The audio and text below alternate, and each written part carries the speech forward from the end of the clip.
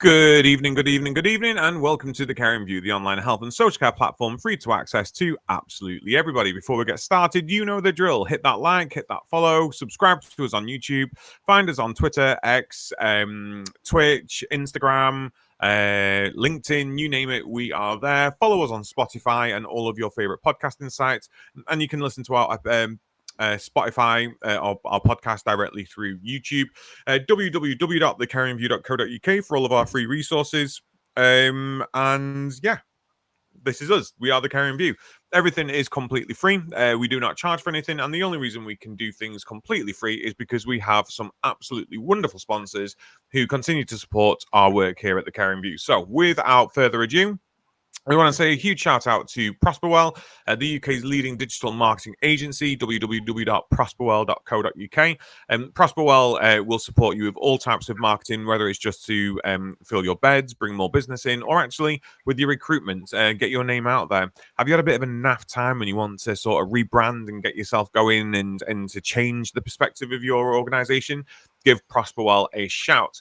We have CBAT, Care Business Associates training for all of your health and training requirements. CBAT are amazing, by the way, and I say this as a CBAT user. They are fantastic. Their training is amazing. Quick turnaround on certificates, fabulous courses. I mean, I was going through their brochure the other day. And I was sending it to my team, and it was like, you know, when you're a kid at Christmas and you're circling things in the Argos catalogue, there's that much training on there. People like circling what they want to do. Absolutely fab. So give them a check. We've got Attis Care by Attis Insurance Brokers for comprehensive care coverage and proactive risk management. James from Attis is also another voice at the end of the phone that can support you. Log My Care. This one's interesting for tonight, actually, because if you are a Log My Care user, please get us in the chat and talk to us about how you find care planning through Log My Care. But for those who are just about to dance into the world of digital social care platforms, Log My Care do have a freemium version, so go check them out. Or if you're currently using a DSCR and you want to try a new one, try out Log My Care's free version first, and I'm pretty sure that you'll end up going with them. We have Health Automated Online and we have Enlearningment. The fabulous Jack White. Our website is powered by Jack AI. Again, Health Automated, really intuitive AI care planning. And Enlearningment is a good digital learning platform, e-learning. Both linked together, I believe. Both absolutely fabulous products, so please do go check them out. And we have Florence, directly connecting healthcare professionals with organizations and shifts and training. So please do go check out Florence. Last but not least, we have UK Care Week. UK Care Week has been and gone this year, but we are already excited for UK Care Week 2026. Good evening, Mark. How are you? Mark's on mute.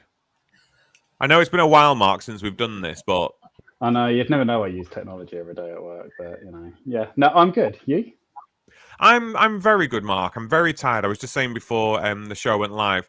My heart goes out to everyone at the moment who are experiencing the mass blackouts and issues that are going on in Spain, in Portugal.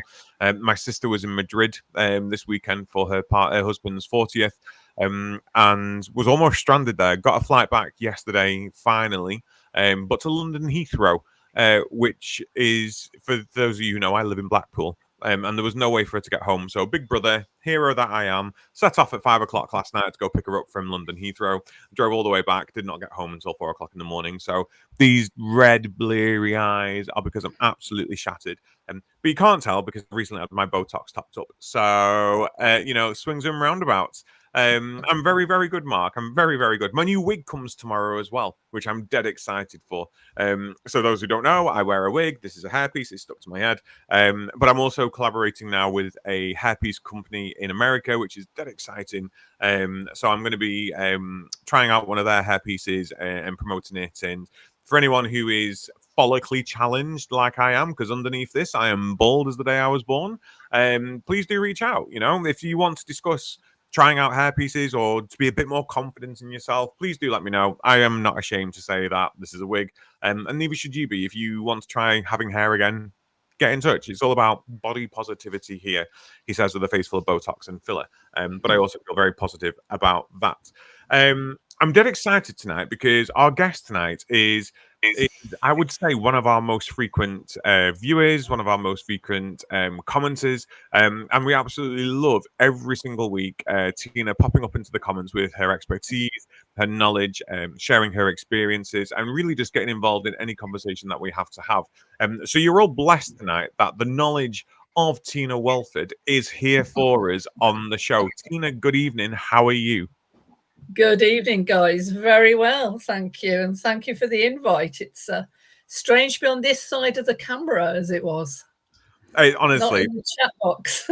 yes. I mean, you can still go into the chat box if you want and, moonlight in the comments for us this evening. But Tina, it is an absolute pleasure to have you with us this evening. Mark, I'm going to hand over to you just while I blow my nose. Yes, no, thank you very much. And yeah, no, Tina, thank you very much for joining us. So tonight we're talking care planning. So a few weeks ago, we ended up on a conversation around care plans. Not planned, but there was a lot of engagement and a lot of questions around what care planning should look like, a lot of questions around the support that people had around reviewing. And we thought, actually, let's just put together a show and have a conversation dedicated to that. So here we are. Tina, for those who don't know you, are you able to do a quick introduction into who you are, what you do? Yeah, great, thank you. So a nurse now of 45 years. So not necessarily thoraically challenged, but hair dye to cover those greys instead for that. Was an inspector previously, but don't hold that against me. I now run my own company, ECLM Limited, which basically looks at CQC compliance from, do I need to get registered? I'm now registered. It's going wrong, right then up to expert witness type ends and enforcement and everything in between. And we also deal with coaching, supporting managers, supporting staff, and delivering some training, mainly around safeguarding, care records, care planning, complaints management, and medicines management, and particularly looking at managers and their role in that and audit activity as well. So in a little nutshell, that's what we get up to in the day job. Fabulous. We've had the first comment come. Well, we've had a couple of comments come through. Good evening, everyone who is joining us. Fab to have you here. Get your questions coming through tonight for Tina. Tina, LinkedIn private user. Unfortunately, the name hasn't pulled through. Has said, would love to know what ECLM stands for. Right. There is a story behind that. So it originally stands for Executive Coaching, Leadership and Management, because that's what I did do before we started moving into CQC world. And that type of name was already attached. So rather than keeping it as a long name, shortened it down to ECLM Limited. So it's nothing hidden other than that, because that's what we were doing, a lot of coaching and leadership training for people. I was sort of guessing in my head like eggs, chocolates, lollipops, and marshmallows. I was trying to think of what it could potentially be. Yeah, that's quite a good one. That's Easter still, isn't it? Yeah. Still your stomach you're focusing on there. Yes, it is. But, very much is. It's the usual problem with health and social care is we like an acronym. That we do. Yeah, but I'm one of them. Yes. So, I feel like the conversation is quite straightforward tonight for us. It is care planning. How do we make them meet CQC requirements?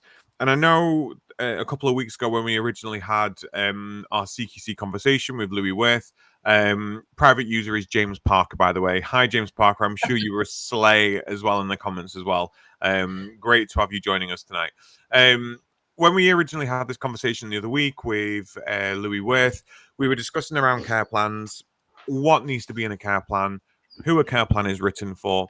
And I made the passing comment that care plans have become more of a process now to satiate the regulator, commissioners, and to also cover our backs, and are potentially losing their integrity now for what they used to be, which was detailed plans of somebody's care and what we needed to do to support them. So tonight's conversation is how do we get care plans so that the regulators are happy? But I want to start by giving a question here, Tina, which is, should we be writing care plans to make our commissioners happy and our regulators? I think the short answer at one level is no, because it should be around the individual that's in the service, and that plan should be around what affects me, not what affects you or others in there. But on the other side of that, we've got legislation, we've got contracts, which require us to have something down on paper, whether that's a virtual paper in terms of our electronic systems or whatever. And as you've just said, Adam, there's always that legal background. If it's not written down, did it actually happen? Did we deliver it? And what was it that we did deliver? If we didn't deliver what was in the plan. So I think we've type of moved from the days of when, if I go back to my old nursing days, and there may be people on the podcast tonight that can remember that, the old Cardex, when we used to write UNA, meaning up and about. And that was our care plan. You know, as to how they got up and about didn't matter, but they were UNA. Yeah. They were up and about. So that, you know, we've come a long way in the nursing process that came across the ocean, as it was from America in the 80s, so 84-ish. And we had the models of care that came out, really started that paperwork that we've often nicknamed now the care plans, the risk assessments, the daily notes, all of those type of things really stem from there. And we've just made them electronic now. So I think, you know, the short bit is it should be unique to the individual. It's about what's important to them, or also what's not important to them. What do they actually want? And that care plan should be designed about them, not around the service. And I think that's the bit we still haven't got. And when I'm auditing records, that's the bit that you often see. Who's this care plan for? And is it really about the service, or is it about the individual? And we don't deal often with the individual. And I like a phrase, not person-centered, person-centric. So we put the individual in the middle, and everything else goes around them and is based on their needs. And if that's a handwritten record, if that's a typed computer record, or is it just a load of pictures around the individual that describes their care? Because nothing says we have to have a care plan in black and white as it is. There may be guidance about it being written, but it doesn't say that it has to be words. It could be pictorial. It could be something totally different. It could be audio recording of a care plan. It's really interesting that you bring those ideas to the table, because I don't know how long it is since you've been a CQC inspector, but I will talk from my own experience, and I'm going to presume that other people have had similar experiences. Is when a home or a service or a provider utilizes their innovative mindsets and comes up with something innovative to do, it's kind of hard to get the regulator on board with it sometimes, because they're kind of like, oh, I like that you've done it like that, but we need it like this, so you need to change it, and it needs to at least have this. You can do that, but also you're gonna have to make sure that you've got this down as a basic. Yeah. And I think there is an element sometimes of the regulators not interpreting regulation in a way that is free for innovation, and is very rigid in its approach. So if someone's listening tonight and they think, well, actually, this is really good because we have got people who are non-verbal, and we struggle to get their likes and dislikes out of them verbally, but they will be able to show us, or we will have experiences with them which we can photograph, we could video, and they go, I'm going to create a care plan like that. What's your advice to them when the regulator comes around and they may potentially challenge it? Or what sort of things can they be thinking about to be confident enough that when someone comes around to review that care plan, you can review the care plan, but we present it like this for this individual because of X, Y, and Z? Yeah, and I think a lot of that is, as you say, sometimes it comes back to that regulation, and the inspectors are black and white in some respects, around that. But if we're looking at the outstanding and the exceptional care that we talk about in the new ratings, then what makes it different? What makes it stand out? And sometimes we've got to put the stilettos on the inspector and make them feel a bit uncomfortable, and type of walk and have that conversation with them to actually get that changed.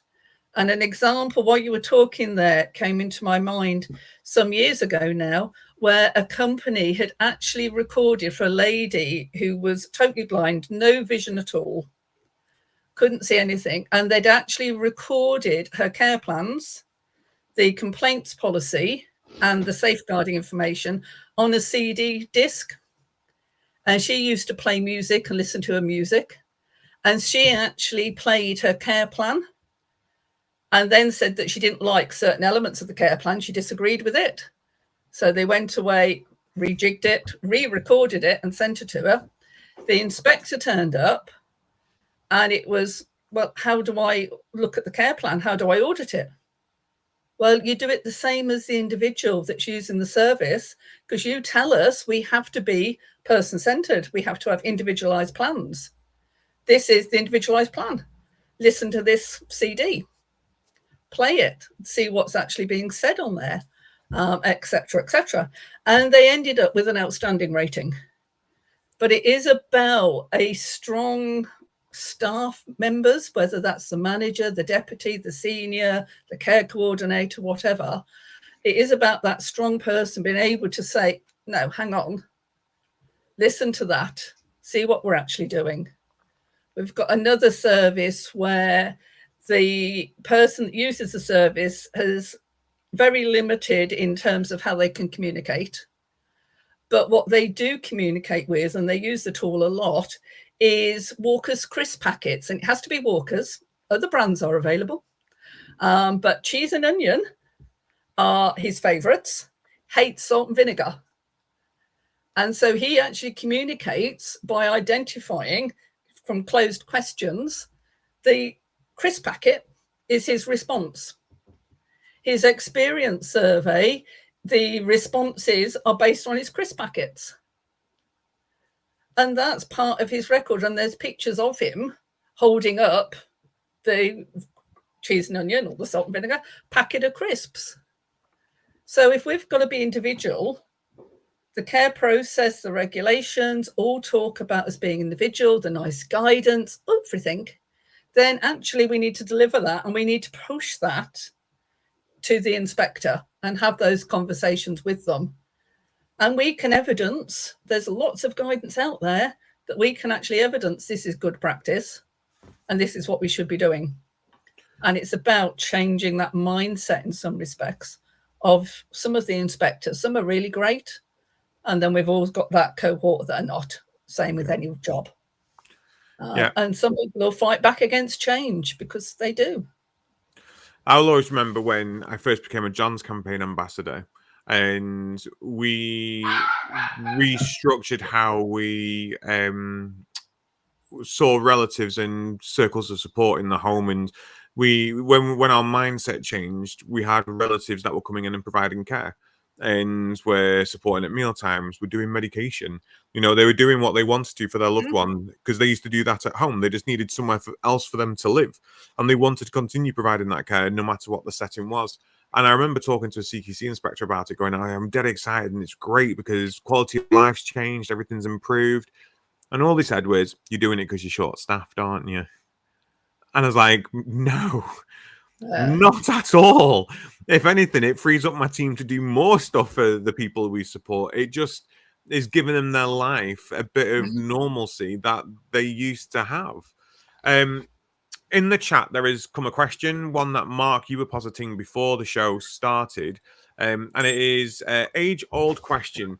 Do you think care plans should be written in the first or third person?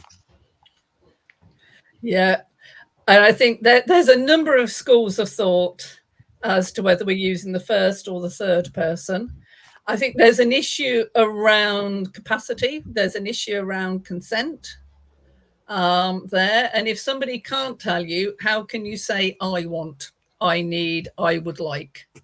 because that is an assumption. You can't say that. Nobody can say what somebody else wants, etc. in there. So I think there is something around that individual. And then do we use the first or third person based on their ability to participate and get involved? They may have capacity, but may not want to get involved in that, not interested.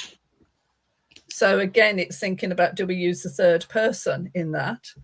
But it can also be, if we think about MCA, I may not be able to comment on this particular care plan, this particular area, but I can comment on that.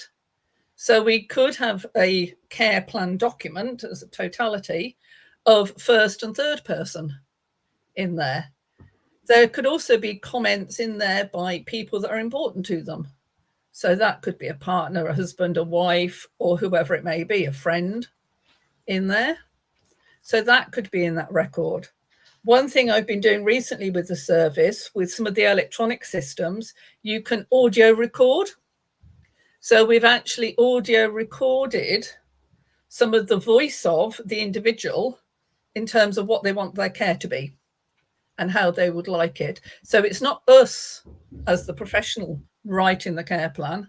The individual's audio recorded that, and then it's moved into text. And we've just put quotation marks around it to say Fred said, da, da, da, da. And that was him directing his care, or her care, because there was males and females there, but that was them directing their care as to how they'd actually like it. The other thing I would also add into that is, why are we writing the care plan? Do we need to? One of the best care plans I ever saw was a gentleman that had lived with diabetes all his life. He'd looked at his care plan, said, disagree with that, don't like that, and wrote his own diabetic care plan. And if I have a hypo, this is what I want you to do. And he actually decided how he wanted his care, when he was having his insulin injection. And that care plan was one of the most read care plans in that service because he'd written his own care plan. So I think the other thing is not just about, is it first or third person? Do we use their first name? Do we use their full name? Do we use a title? But what does the individual want?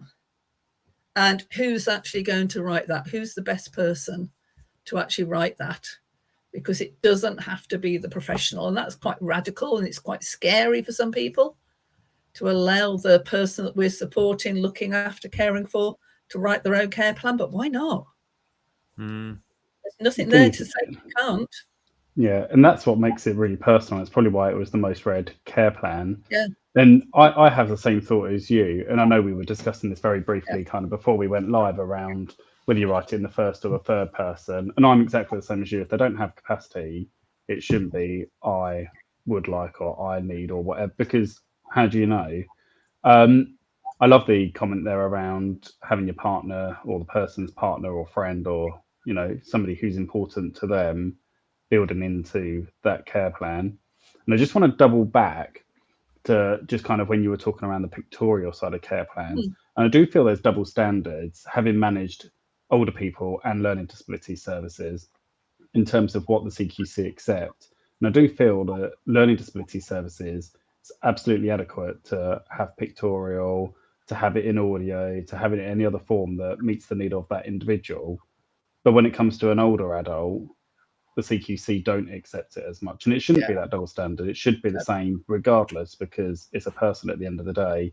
But there is that double standard across from the regulator. And I also think from the local authority as well.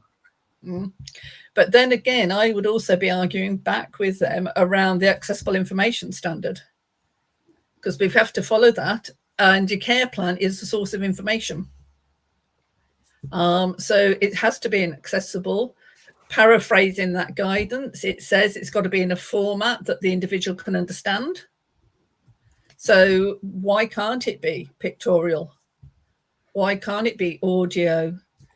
You know, it could be Braille for that individual, although I know people don't read Braille as much these days, but you know, it could be in lots of different ways, because that standard that we all have to follow is, you know, accessible information that is easily understood by the individual.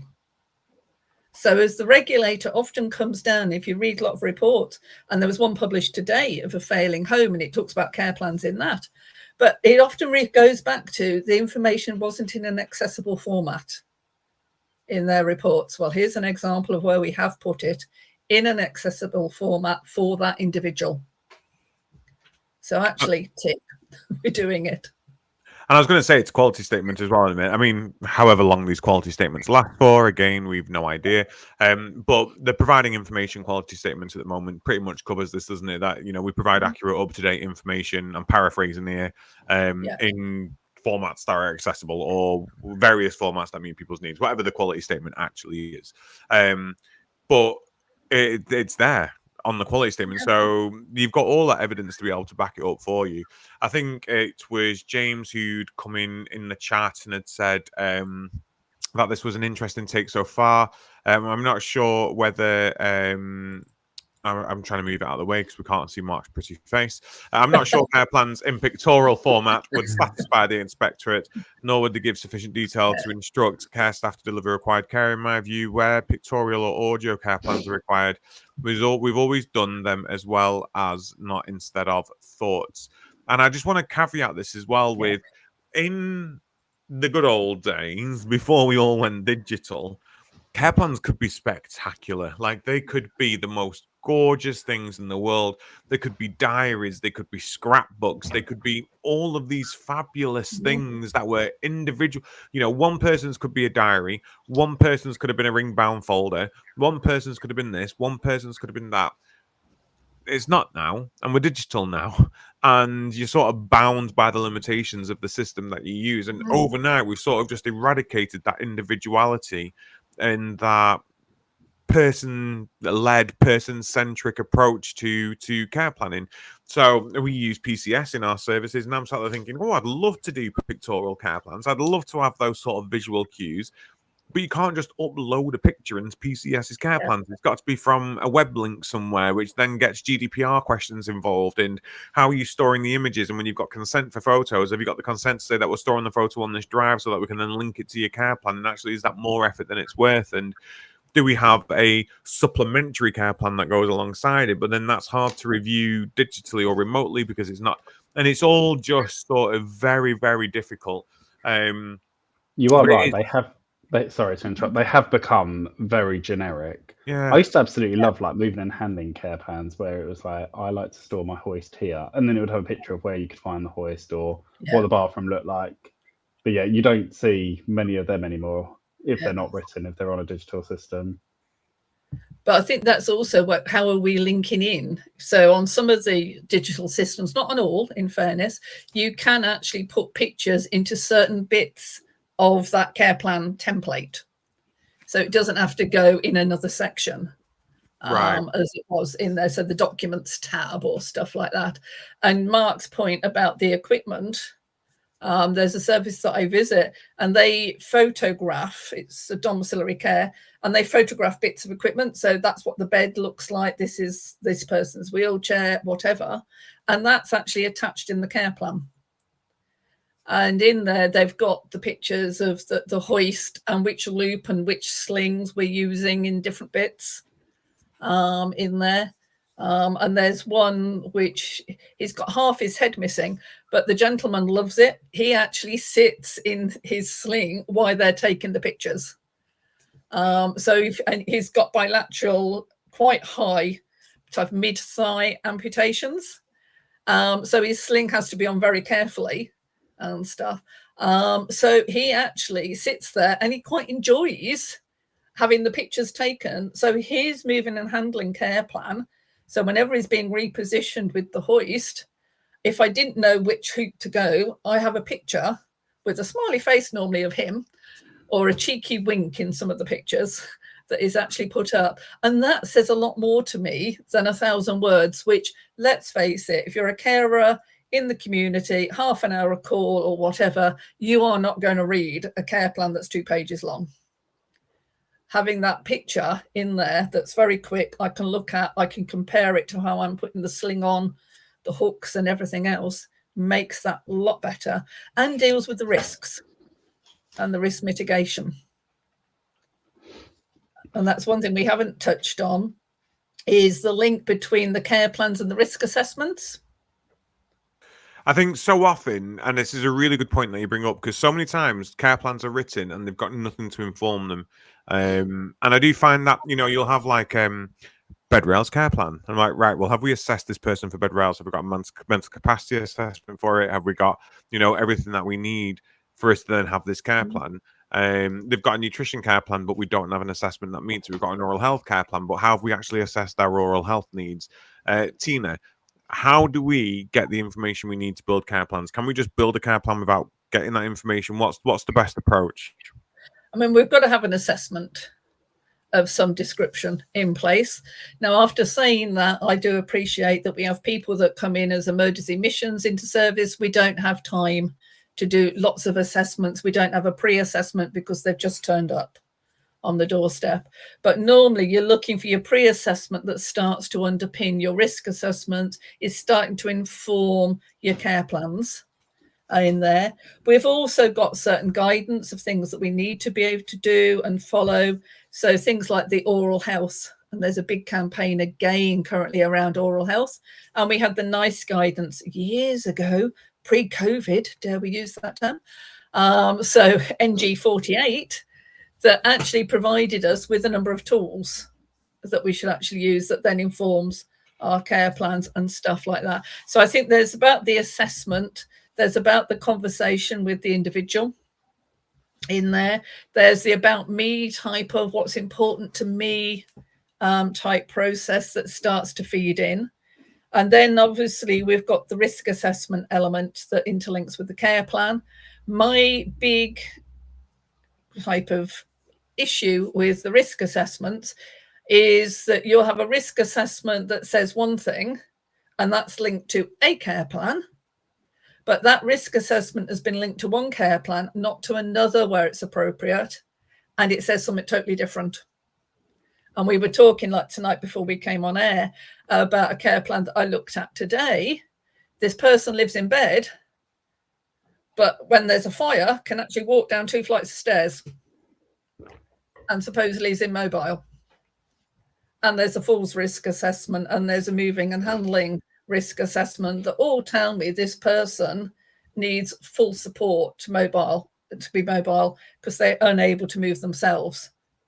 But if there's a fire alarm, can get down 2 flights of stairs. And I think this is where we get the inspectors bit going back into those care plans. We haven't actually then cross-referenced the care plans, or we've updated one record, we haven't looked at the other record.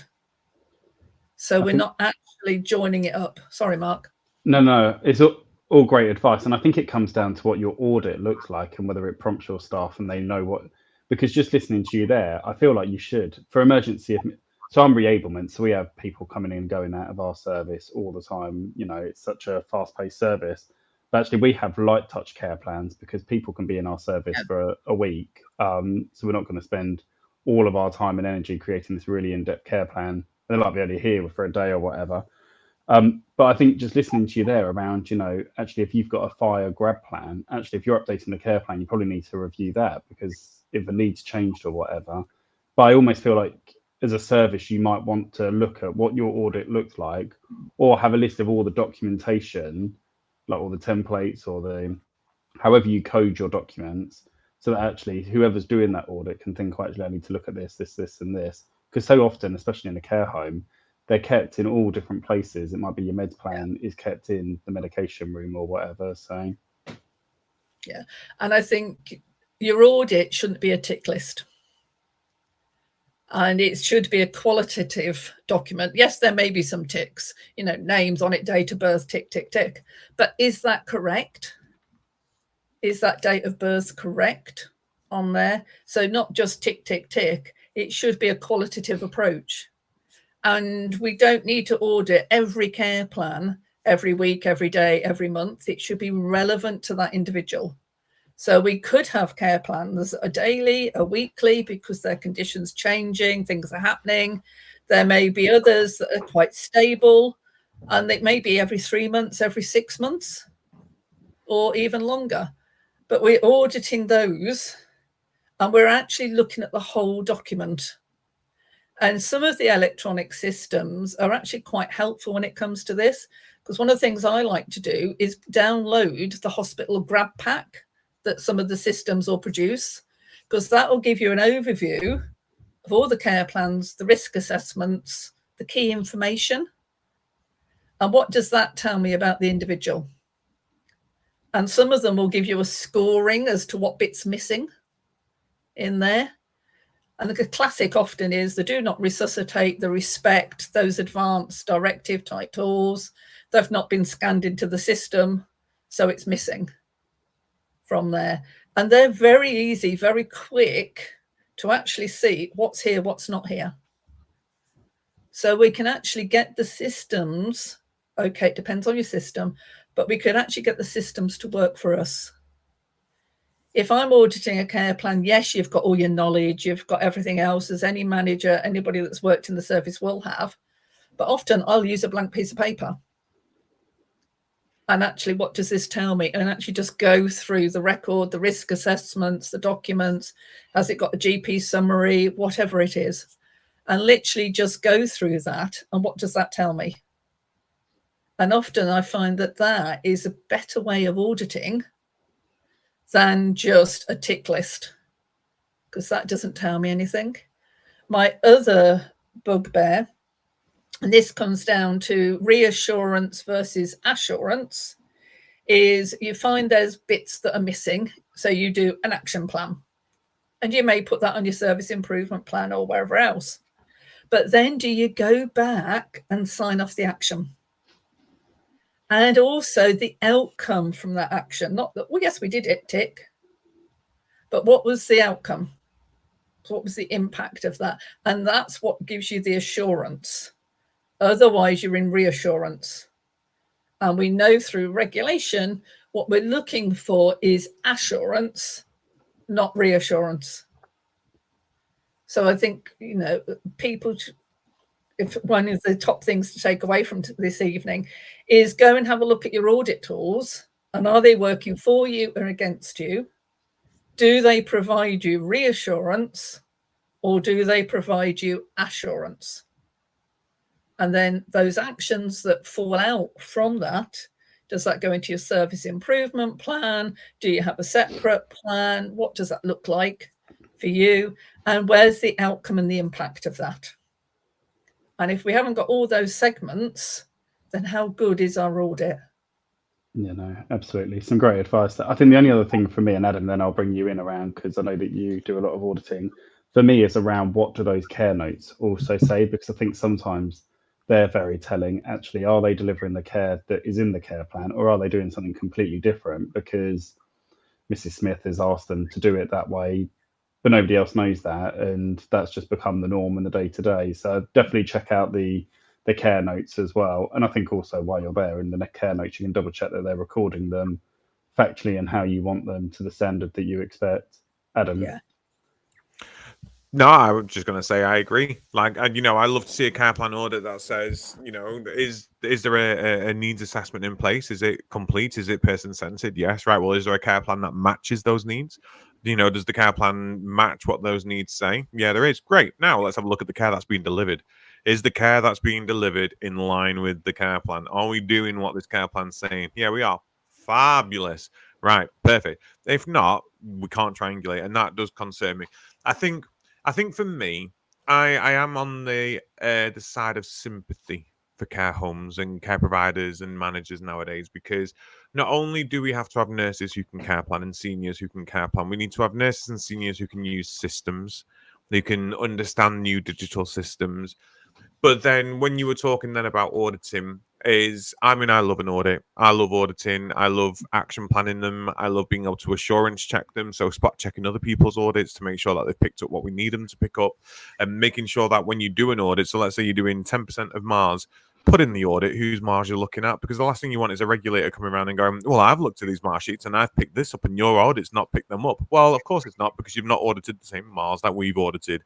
We're always going to miss things like that, because you can't audit 100% of documents all the time. You know, you've got to sort of do a representative selection of stuff. But I do feel like a lot of time nowadays is spent continually doing quality improvement, which I totally understand and I totally get. And it's my role, it's my day-to-day role, and I think it's fabulous. But I do see how much my managers have to do. And I do see the demand on the day-to-day. And there are so many audits that we do need to have in place now. We need to be auditing our environment, the kitchens. We need to do a daily walk around audit. We need to be doing our MAR audits. We need to be doing fire safety audits. You know, we need to, there's so much governance that we need to be doing. And like you say, Tina, it can't just be tick box exercises. So actually, a lot of those audits need to be quite in depth because they've got to be able to pick up what we need them to pick up. And then I always think we've got boffins somewhere who go, "Oh, I know this is going to be perfect audit for a care home to do." There's like the safe care of the environment audit, the IPC one, which is like 400 questions, and they want it doing monthly. Not happening, mate. Like I showed it my managers and said, "This is what IPC teams have told us to use from contracts," and they're like, "Nah, not going to get that done." So we're using the abridged version because it is redonkulous. And it's like, where do you think this time comes from? Where do we think we're going to be able to find this time? So I do worry about time spent. And there was a question that had come in earlier from Japeth. Japeth, I apologize if I have mispronounced your name. Chastise me in the comments. I do not mind. But Japeth has said, what does CQC need to call a good care plan? And I want to add on to that and go, how long do they need to be? Like, how much information do we need to be putting in them? Because some of them are like Les Mis. They are like volumes of information. Some of them aren't. Some of them are single sentences. And both of them will get criticized for either having too little or too much information in. So is there a Goldilocks zone for care planning? Don't think there's a particular Goldilocks zone. I think I'm going to come back to what's relevant for that individual. And is that care plan, however short, however long it is, has it got up-to-date, contemporaneous information in it? Now, whether that's based on a risk assessment, whether that's a care instruction, whether that's preference, whether that's choice, whether that's outcomes, whatever it is. But is that care plan relevant to that individual? And it's the length it needs to be for that individual. And it's relevant at this point in time for that individual. So it comes back to my persons from today that lives in bed, but can obviously have a Lazarus moment and get down the stairs when the fire alarm goes off. So, you know, that care plan can be very easily amended, changed, looked at, etc., and needn't be pages and pages long. I think where I do have an issue with is the medicine care plans, because now they're wanting all the medicines detail in the medicine care plan.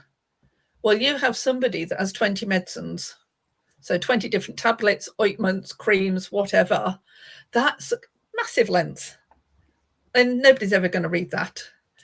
And you know, the minute you've written it, there'll be some change coming and it's got to be redone. So, and I think the use of hyperlinks in there, as long as the staff can access the hyperlinks, so if they've got a handheld set, can they still get onto that, can actually cut down the length of that care plan, but still keep it relevant, because they can get to the NHS medicines page or a BNF or whatever it is you want to use. They can actually get there. So I do think there is something around a manageable size, but that is actually relevant to that individual. It's up to date. And as I said to you at the beginning, it's about a care plan that's about me as the individual, not about the service. And that is one of the critical bits. It's about that person-centered nature of a care plan in there. And for some people, it may have to be longer than others. And it could be your 2-sentence care plan. It could be a lot longer. But does that, if I was to come down, and I often use this with staff, if I came down from Mars, would I know how I need to look after that individual? Think about your agency person who doesn't know your service, doesn't know your individual. If they were to read the care plan, how many of them read the care plan before they come in? Let's be honest. But if they were to read that care plan, do they know what they need to do for that shift or whatever it is for that period of time? And if your care plan is going to take 5 hours of that 7-hour shift to read, then it's not right. And So I think something about, sorry, Mark, Adam. no, carry on. No, shut me up because I'll go on all night. Go on. No, I was going to say it was that point you were making then about how do we, and Mark, I think you said this, how we ensure people read the care plans and how they've read them, because there is so much in there. And correct me if I'm wrong, I think it was when Louis was on, Louis was talking about they have like a overarching care plan. So it's a case of a care plan that just has all of the main information in that the carers need to know. This is how I get up. This is how I eat. This is how I like to get dressed. This is how I like to spend my days. This is everything you need to know to look after me. This is what I want to achieve. This is how you can do it. And then I think to myself, well, actually, if that's good enough to give the carer all of that information, because I think it would be good to just have that one care plan where it just has the main points in there. This is, I have dentures. I like them being brushed day and night. I put them in a tub in my bathroom. I use Fixodent in the morning. I like to get up around 7 o'clock. I like to go to bed around 9 o'clock. I have this for my dinner. I like this for breakfast. I like my cups of tea like this. If that's enough information there to give that one person enough to support them, then actually can the rest of the care plans be a bit more abridged and be a bit more focused on the clinical side of things that we need to potentially have them on? So medication care plan, not necessarily having, well, I know we've got to put all the meds in, maybe we can just list them, but then we can have things like risperidone. This is what to do if the person becomes non-compliant with their antipsychotic, and this is how you escalate it.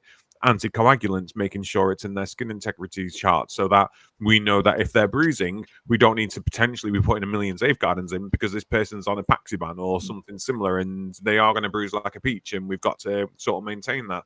But the carers have that sort of one go-to care plan. Have you seen anything like that work in the past, Tina? Yeah, the one thing when you were saying at the beginning, when you started there, it flicked into my head was a day in my life. And it literally was, I'm going to say one side of A4, but that type of size, maybe 2 sides of A4, but literally was from the minute I wake up to when I go back to bed, as it was. So it gave you a day in my life. So if I was the agency person, or I came down from Mars and I had to look after you today type of thing, I've got something that I can very quickly read. It identified my key risks.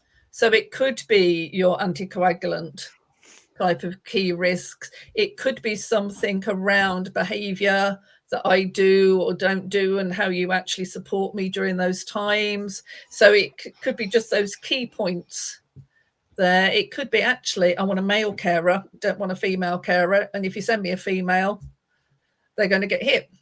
So it could literally be, those little simple things about my preferences and choices.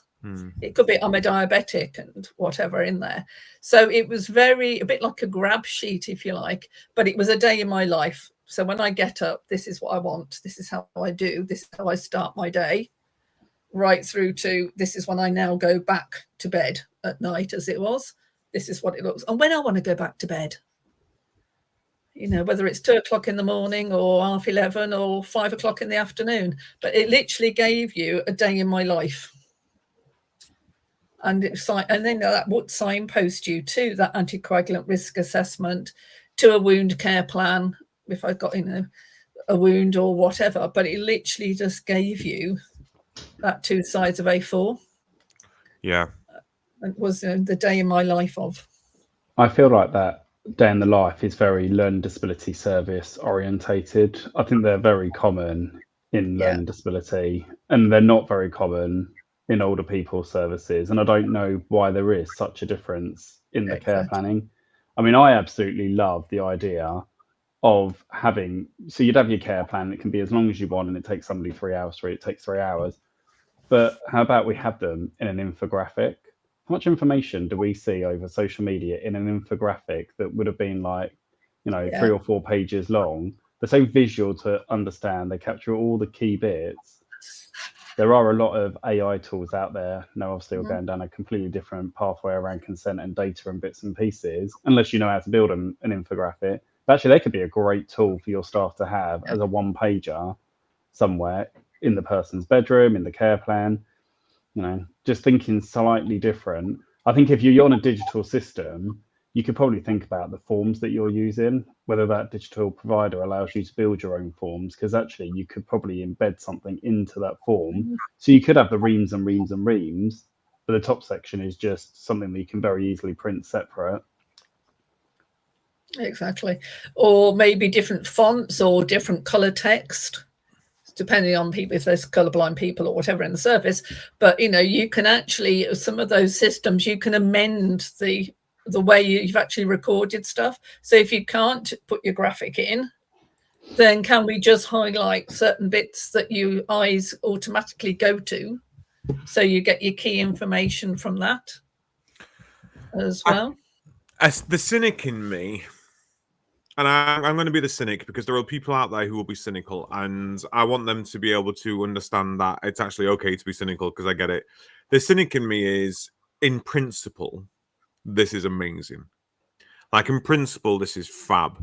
In principle, getting your care systems to do what you want to do, to fancy them up, to get them to where you want them to be, is a really, really, really useful approach. The majority of providers out there, I wonder whether they feel that this is achievable, because retention is hard in social care.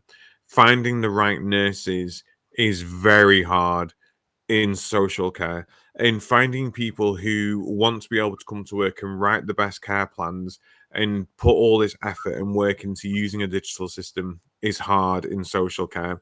And then finding a day where things are a little bit quiet and not absolutely manic and you can get your stuff done is very hard in social care. And I do wonder sometimes whether the ability of systems is sort of setting us up to fail a little bit now, because people know what these systems can do, but we just don't have the time to do it a lot of the time. And I do wonder whether we need to temper expectations as well and go, look, it's okay if you don't do all of this in a care plan.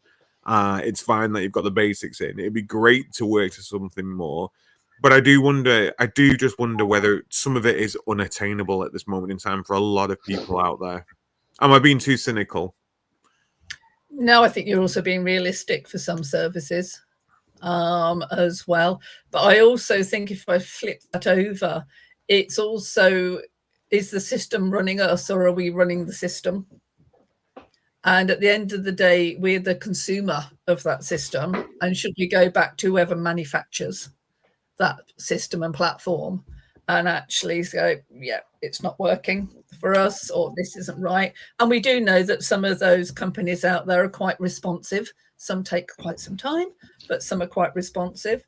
But I also think there's the old adage, if you like, it's about working harder, or working smarter, not harder. Yeah.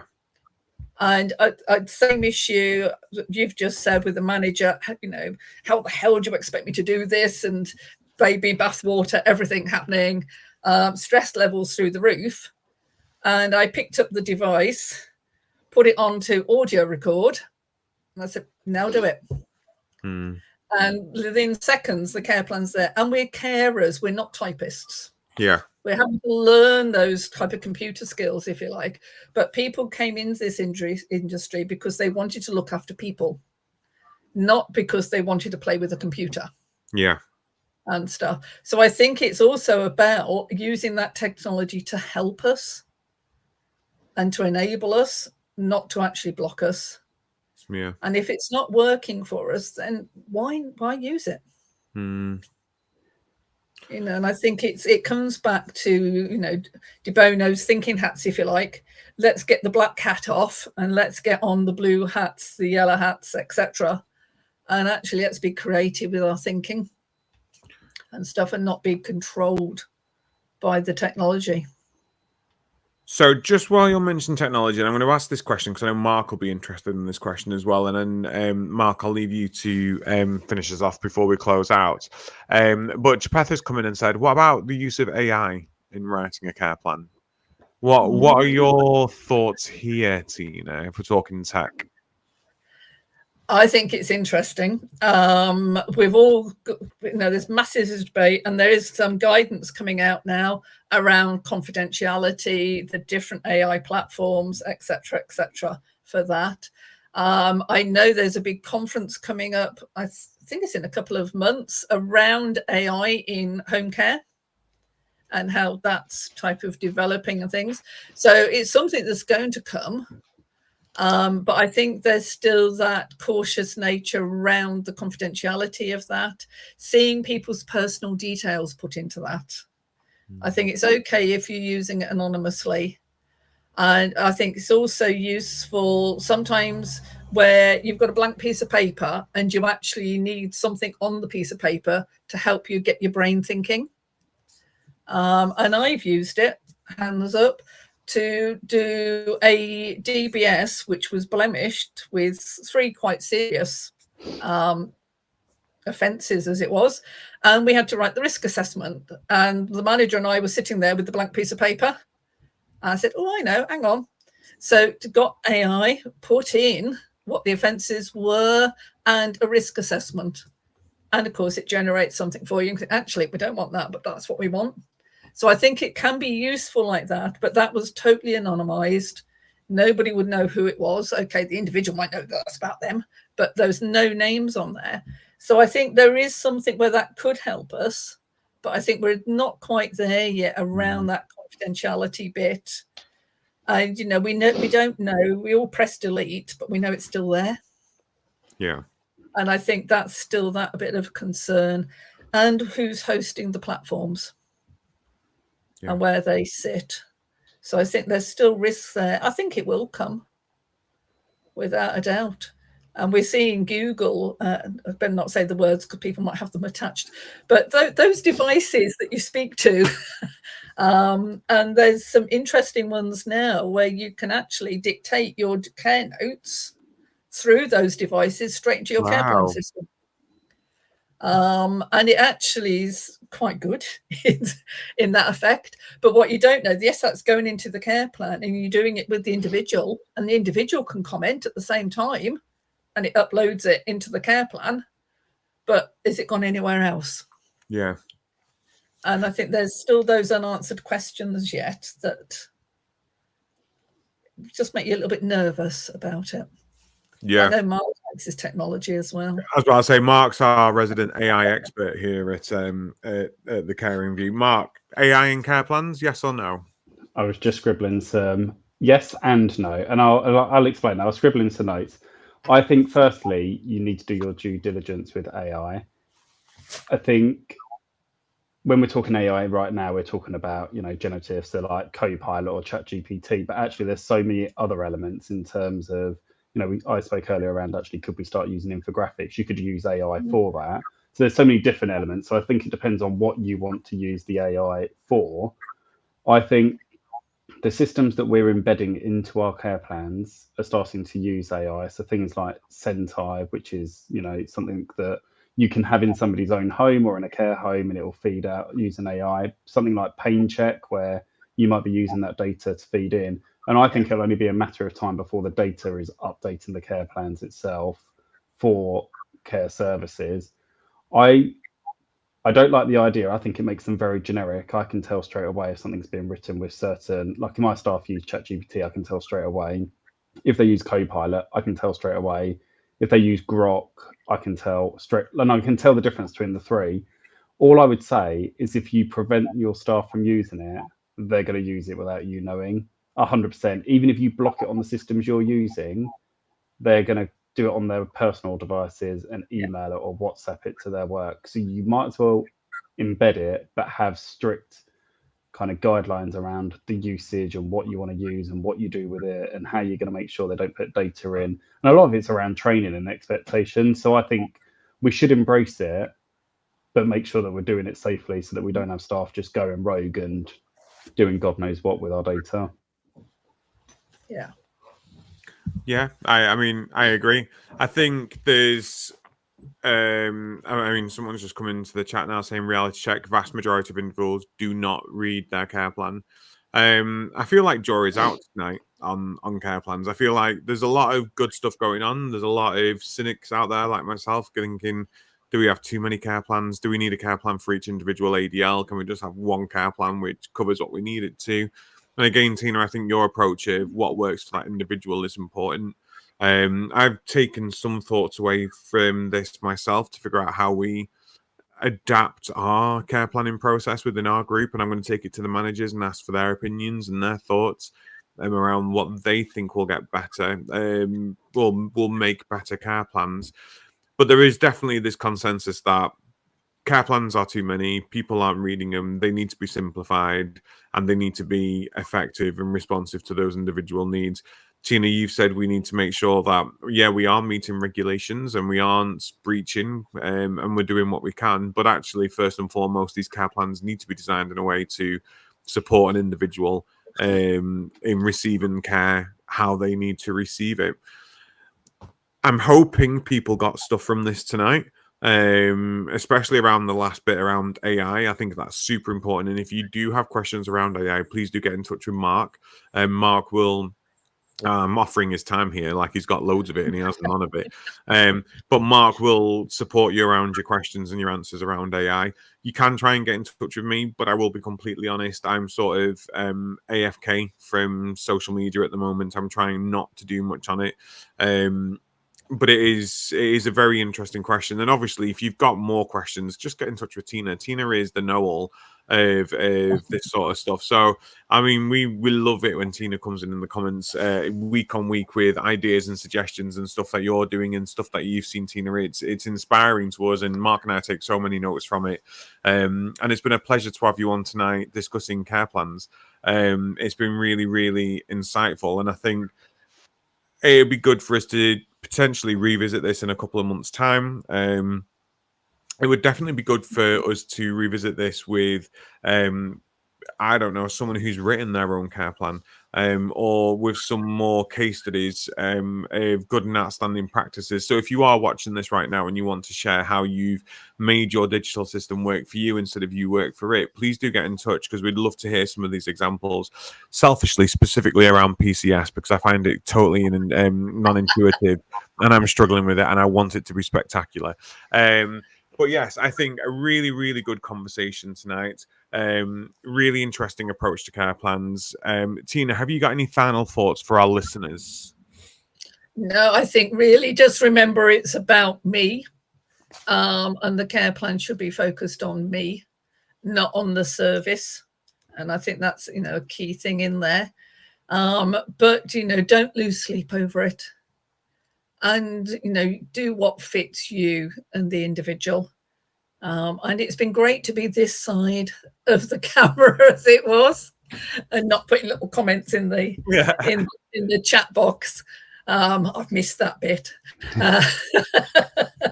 But no, and I think, there's no right or wrong with a care plan. There's things that we have to do. There's things in regulations. If you said there's guidance, and we've got systems out there, but we shouldn't be controlled by the system. We should be focusing on the individual. Yeah, 100%. That's what we're all here for. It's about the individual, not about the system. Definitely.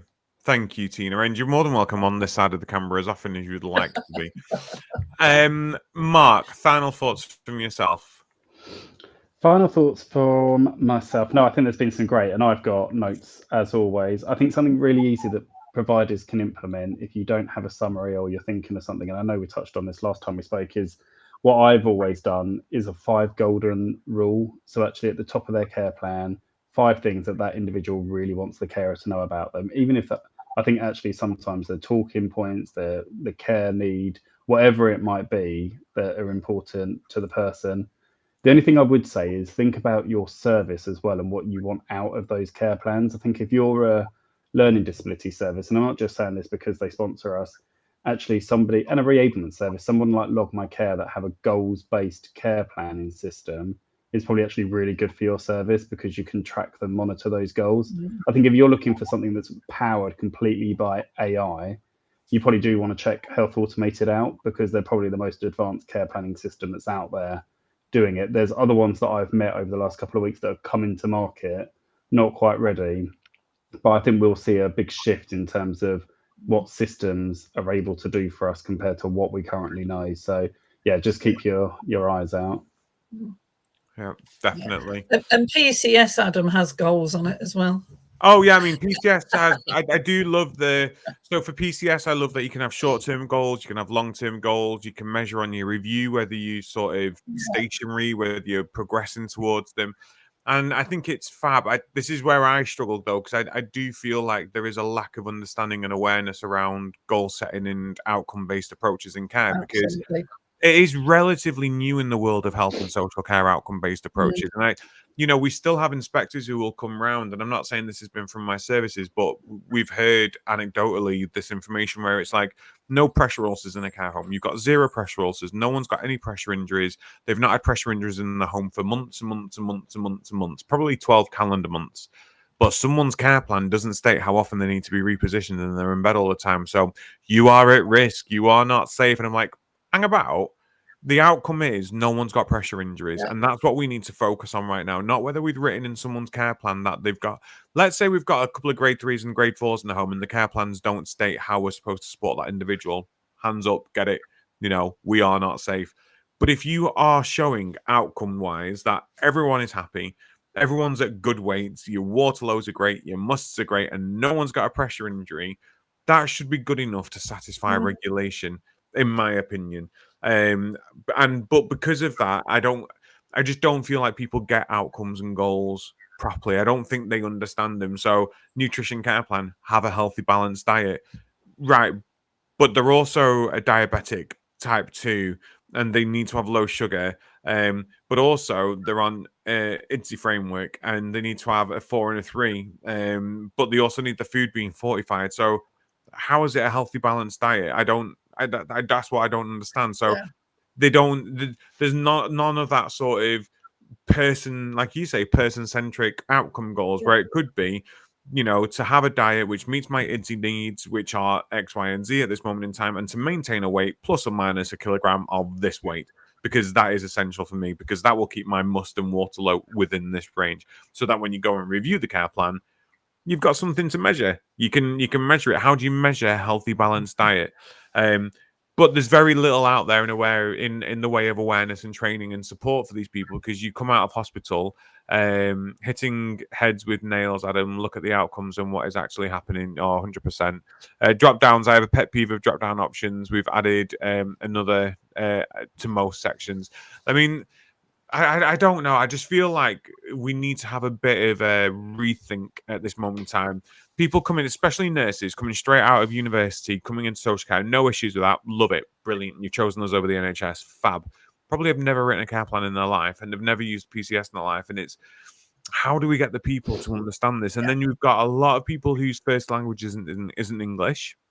And again, not a criticism. Love the fact that this country is made up of colours and races and beautiful religions and individuality. I love it. But you do have the mother tongue issue where it's a misinterpretation, or it's different cultures seeping in. And how do we?